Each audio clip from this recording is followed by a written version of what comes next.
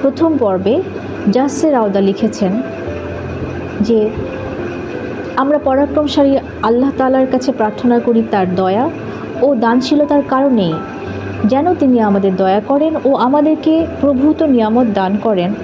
এজন্য নয় যে আমরা যা করি বা কখনো করেছি, যা জানি বা কখনো জেনেছি, বরং শুধুমাত্র তার নিখাদ দয়া ও দানশীলতার কারণেই। আল্লাহ সর্বজ্ঞানী এবং আমাদের কোনো জ্ঞান নেই। আল্লাহ সর্বক্ষমতাবান, আমাদের কোনো ক্ষমতা নেই। কেবলমাত্র আল্লাহই সমস্ত কিছু ঘটান এবং কোনো কিছু ঘটানো থেকে বিরত রাখেন। আমরা তাঁরই কাছে আশ্রয় চাই আর তাঁরই সাহায্য কামনা করি।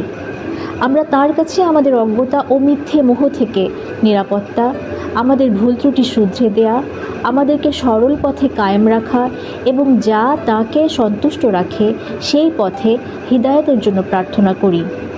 আমরা প্রার্থনা করি যে আজকে এখানে যে সফর শুরু হলো, তিনি যেন তৌফিক দেন যাতে তা আমাদের মধ্যে একটি সত্যিকারের পরিবর্তন এনে দেয়।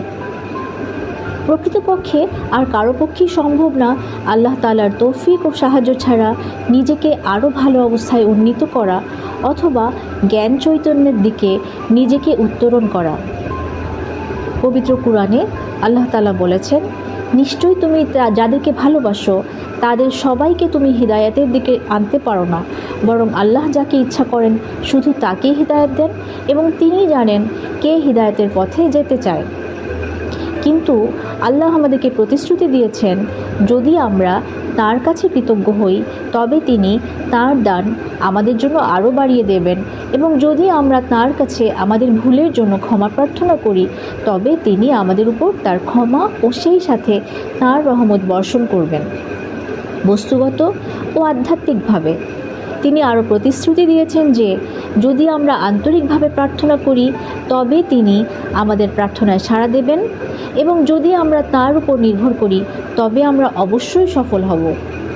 সংক্ষেপে আমরা এই যাত্রায় যা অর্জন করার স্বপ্ন দেখি তা নির্ভর করে আমরা কতটা তার উপর নির্ভর করি, তার দিকে প্রত্যাবর্তন করি, তার সাহায্য প্রার্থনা করি এবং তার কাছেই প্রার্থনা করি।